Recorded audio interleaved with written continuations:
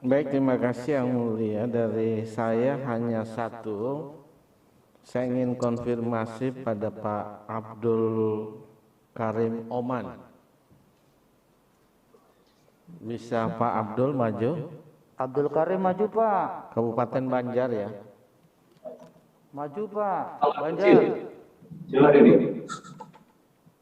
Yang Mulia, mohon izin, yang bersangkutan sedang izin keluar sebentar ke toilet. Mana? Pulang?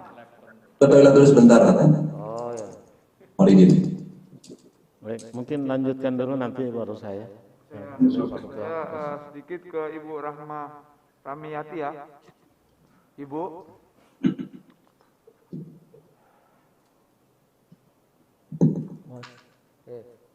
Ibu sejak kapan menjadi anggota KPU? Baru satu kali ini. Ini periode pertama. Iya. Sudah Baru berapa tahun? pertama. Sudah berapa tahun Ibu? Dari 2018. 2018 sampai sekarang ya? Iya. Baik. Ibu, menurut norma, di mana saja boleh dilakukan, saya ulangi, di mana, kapan boleh dilakukan pembukaan kotak suara? Pembukaan kotak suara itu boleh dilaksanakan pada saat rekapitulasi. Diulangi Bu, kurang jelas.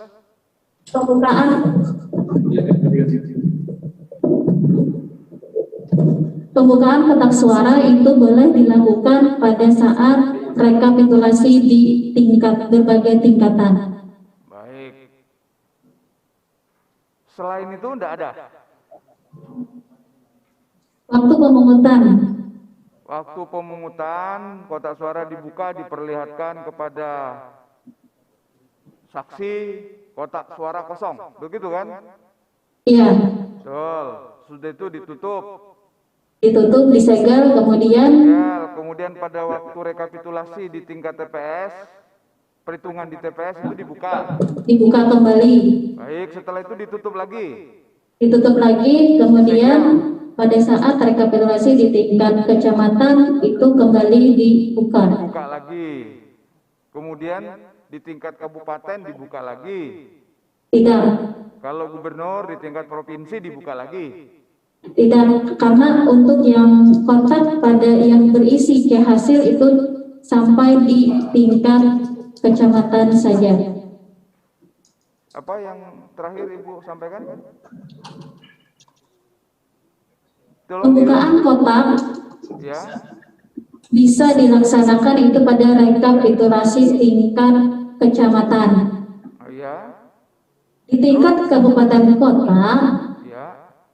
itu bukan kotak yang di kecamatan, tetapi kotak yang ada berisikan hasil rekapitulasi, yaitu di hasil kecamatan saja. Oke. Tetapi apabila diperlukan, kotak itu yang di kecamatan itu boleh dibuka. Baik. Selanjutnya gini Bu, apa syaratnya untuk membuka kotak suara? Siapa saja atau siapa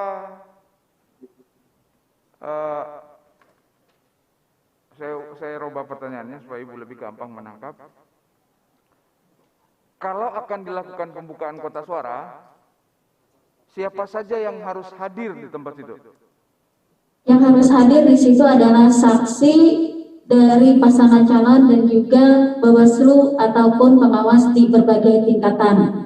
Oke, jadi tidak boleh atau menurut aturan pelanggaran kalau dilakukan kotak suara tanpa dihadiri oleh yang dipersyaratkan untuk hadir.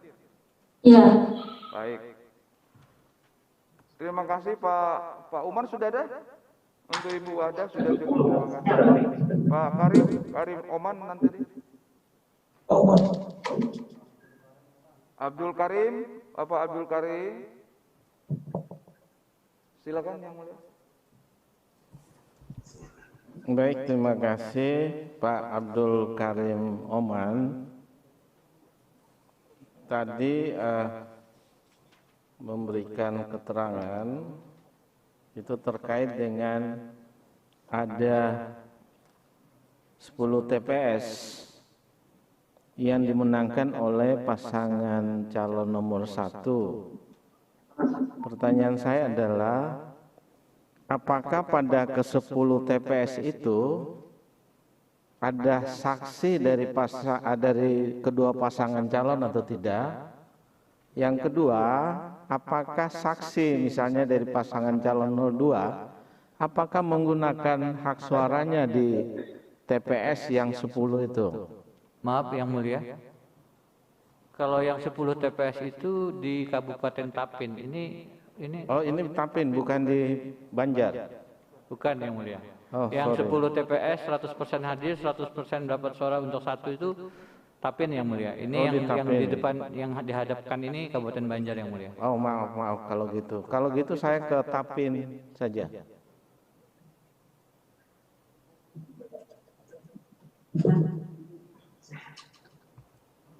Tapin Pak.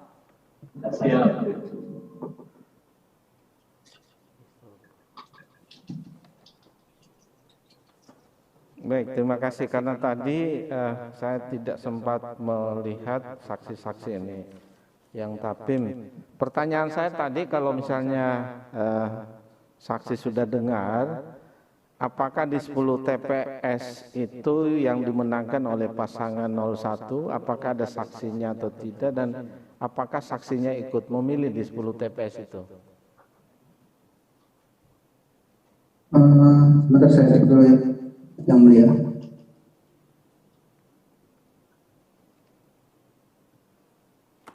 Saksinya tidak ada, Yang Mulia. Gimana, kurang jelas suaranya? Saksinya tidak hadir. Saksinya tidak hadir di ke-10 TPS itu. Seluruh saksi atau hanya pasangan calon nomor 2 yang tidak ada?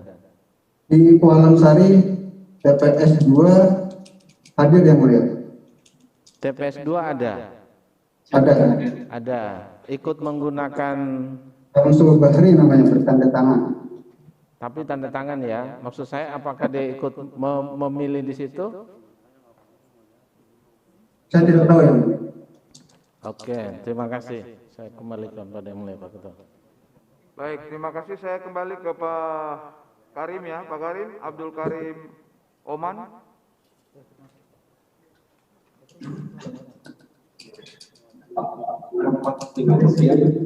Baik, silakan Pak. Bapak, sudah tegang-tegang, kita santai aja ya. Kita santai saja, ngomong apa adanya. Pak Karim, sudah berapa lama jadi anggota KPU? Mohon maaf, Yang Mulia, tidak jelas. Sudah berapa lama menjadi anggota KPU? Oh, ini baru yang pertama. Ini baru yang pertama. Baik, berarti sama dengan Ibu tadi ya, Ibu Wahda ya. Baru yang pertama. Nah, apa atau bagaimana hubungan antara komisioner KPU dengan anggota PPK? Izin Yang Mulia menjelaskan. Silakan. Kebetulan hubungan kami secara profesional, Yang Mulia, Ya, dan bagus-bagus saja semuanya. ya Bapak jelaskan bagaimana profesionalnya itu. Dalam hal pekerjaan, ditambah lagi saya adalah divisi hukum dan pengawasan. Jadi ketika saya mendapat informasi yang terkait dengan penyalahgunaan integritas, maka itu adalah kewenangan saya untuk melakukan pengawasan internal. Baik, Bapak di bagian komisi pengawasan ya. Divisi hukum dan pengawasan. Divisi pengawasan, sorry. Bapak di divisi pengawasan berarti termasuk mengawasi PPK. Betul. Tuh. Nah, di kabupaten Bapak, pelanggaran-pelanggaran apa yang pernah dilakukan oleh PPK? Untuk pilkada ini baru ada pelanggaran yang kami berhentikan itu adalah KPPS, Pak. PPK tidak ada yang melakukan pelanggaran. Tidak ada. Dan kami memberikan sanksi pemberhentian. TPS 8 di atas nama Pak Kadir. Yang PPK tidak ada. Saya ulangi pertanyaan ya. Yang PPK berarti tidak ada yang melakukan pelanggaran. Tidak ada. Baik. Apakah ada anggota PPK yang pernah diproses? Karena Untuk ada pilkada ini tidak ada. Ya. Untuk yang pilkada tidak ada. Jadi selama proses pilkada ini tidak ada anggota PPK yang diproses karena diduga melakukan satu pelanggaran. Betul. Betul ya? Tidak ada. Tidak ada. Tadi Bapak menyampaikan kepada pemohon ketika ditanya, ada yang Bapak klarifikasi. Gimana itu Pak? Itu berdasarkan informasi, jadi saya langsung klarifikasi. Apakah klarifikasi itu benar atau tidak? Baik, Bapak mengerti enggak bahasa Indonesia? Mengerti, Pak? Mengerti. Tadi saya tanya, selama pilkada ini ada enggak anggota PPK yang pernah diproses karena diduga melanggar? Bapak mengatakan tidak ada yang melanggar. Di antara PPK itu tidak ada yang pernah melakukan pelanggaran. Betul. Sehingga tidak ada yang pernah diproses. Betul. Tetapi waktu ditanya oleh pemohon tadi, Anda mengatakan ada dugaan pelanggaran berdasarkan surat kaleng. Betul. Nah, ini yang mana yang benar? Saya mendapat informasi itu kan tidak jelas, yang mulia, mohon maaf. Saya mendapat informasi itu tidak jelas. Begini, Jadi Pak Oman, saya langsung, ya. Pak Oman, yang dijawab itu yang saya tanyakan saja. Saya ulangi kembali. Ini mohon maaf kita berulang-ulang karena Bapak agak blur. Tadi Bapak mengatakan Bapak di divisi pengawasan. Salah satu tugasnya divisi pengawasan adalah mengawasi penyelenggara di bawahnya KPU Kabupaten, termasuk PPK, termasuk PPS, termasuk di TPS. Itu kan kewenangannya Bapak untuk mengawasi. Nah, Bapak mengatakan tidak ada anggota PPK yang pernah diproses ketika saya tanya. Tetapi saya ingat betul jawaban Bapak tadi ketika ditanya pemohon, walaupun lama baru saudara mengaku, saudara mengatakan ada yang saya klarifikasi karena ada surat kaleng. Nah, saya jadi bingung. Bapak ini memberi keterangan yang mana yang kami mau gunakan. Begini yang mulia, izin saya menjelaskan sedikit. Berdasarkan surat tersebut, saya menanyakan secara pribadi terhadap PPK tersebut. Loh, Bapak kan tidak bisa melepaskan diri sebagai, tentu Bapak kalau melakukan klarifikasi, Bapak dalam kapasitasnya sebagai Ketua Divisi Pengawasan. Tidak mungkin kan Bapak melakukan klarifikasi secara pribadi. Betul. Saya memanggilnya, saya menanyakannya, apakah benar informasi tersebut, dan kata dia tidak benar, ada hal tersebut terjadi. Bapak memanggil itu dalam kapasitas Bapak sebagai Komisioner, Pak. Mohon maaf, tadi saya salah. Ketua Divisi Pengawasan. Betul. Betul. Makanya tadi saya tanya, Bapak sudah berapa lama jadi anggota KPU? Dan tidak ada juga proses dari Bawaslu, Pak, waktu itu.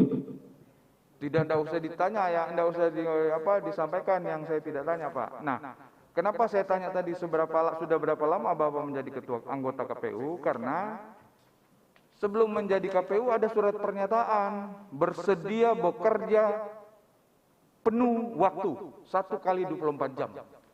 Itu KPU, Bawaslu juga begitu, Pak. Nah, jadi terakhir pertanyaan saya untuk Bapak, yang mana yang harus kami percaya? Ada yang diklarifikasi atau tidak ada yang diklarifikasi? Ini kalau Bapak memberikan jawaban yang keliru, kami salah membuat putusan, masuk neraka kami. Bapak yang menjadi penyebabnya. Ada yang diklarifikasi, Pak. Ada, baik. Terima kasih. Cukup yang mulia. Yang mulia, dari termohon, tadi ada saksi yang mau menyampaikan kronologis, tapi belum sempat disampaikan, keburu terpotong. Bila diizinkan, Kronologis yang mana? yang untuk kota Banjarmasin, kasus pembukaan kotak itu seperti apa, karena tadi belum sempat disampaikan. Supaya tidak salah tafsir nantinya. Betul. Ya sudah 1 menit, Ibu suruh maju sini. Kota Banjarmasin. Ya.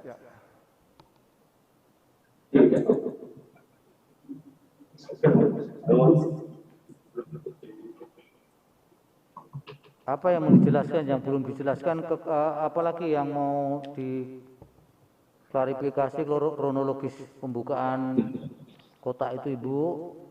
Baik, untuk pembukaan kotak suara yaitu diawali adalah karena kita rekap di kecamatan, dimulai di tanggal 11. Nah, beriringan dengan itu, kita membuka kotak itu adalah untuk pembacaan per kelurahan. Setiap kelurahan itu membacakan ada 2 pemilihan, pemilihan gubernur, kemudian pemilihan wali kota. Setelah rekap itu selesai, kotak tersebut dipindahkan ke sebelah di aula Kecamatan Banjarmasin Selatan untuk disaksikan oleh saksi, kemudian juga panwascam di sana untuk salah satu pemotoan atau dokumentasi untuk sirekap. Nah, dan seterusnya sampai 12 kelurahan. Nah, kemudian setelah selesai baru kita segel untuk yang proses pemotoan pada aplikasi sirekap tersebut. Tetapi setelah pembacaan itu adalah selesai, untuk pemotoannya itu ada kadang kendala-kendala, sehingga setelah pembacaan tidak beriringan atau tidak sama waktunya dengan pemotoan di sirekap tersebut. Kemudian disegel, selesai, tidak ada pembukaan. Jadi kotak itu memang benar dibuka untuk yang sirekap, tetapi masih dalam proses dan belum disegel. Setelah proses pemotoan atau dokumentasi untuk aplikasi sirekap baru disegel. Demikian yang mulia, terima kasih. Ini kaitannya dengan rekomendasi dari Bawaslu yang tanggal 20 Desember, Bu. Yang ini menyangkut PPK mana sih? Banjarmasin Selatan. Yang ketua PPK-nya Pak Uji SPD. Iya. Terus kalau kaitannya dengan rekomendasi bahwa terbukti dia pelanggaran administrasi pemilihan, apa follow up atau tindak lanjut yang dilakukan dari Bawaslu? Kan ada rekomendasi itu. Ya, kami tindak lanjuti surat itu karena ditujukan adalah untuk pelanggaran administrasi. Jadi kami menyampaikan kepada PPK kami, yaitu adalah pelanggaran teguran secara lisan. Apa, Bu? Teguran lisan. Sanksinya adalah teguran lisan. Tapi karena kasus yang Ibu ceritakan tadi itu. Ya. Oh. Itu Pak Ali.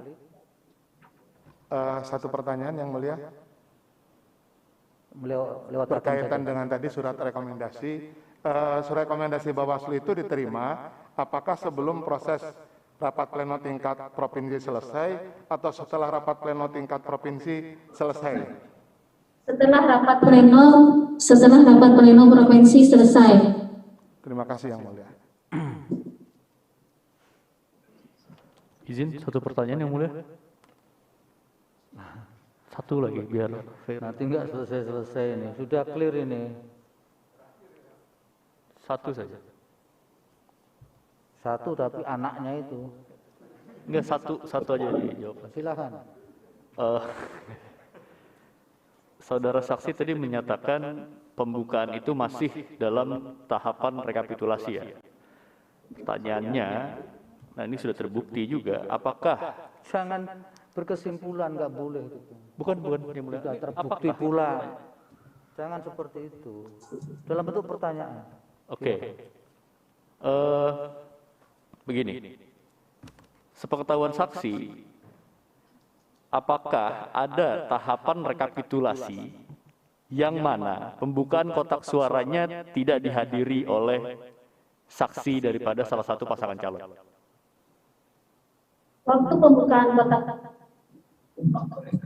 Waktu rekapitulasi dihadiri oleh saksi dari paslon 1 ataupun dari paslon 2. Oke. Pembukaannya itu Sudah satu pertanyaan saudara tadi. baik yang mulia. Biar bagian semua yang mulia, pihak terkait yang mulia.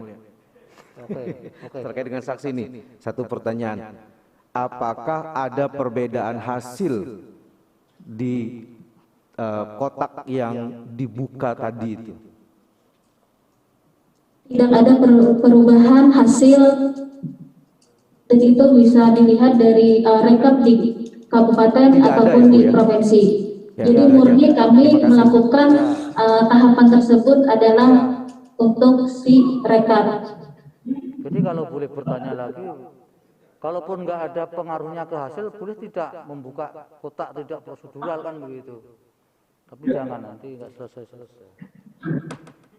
Oh, cukup tutup dulu supaya nanti dilanjutkan.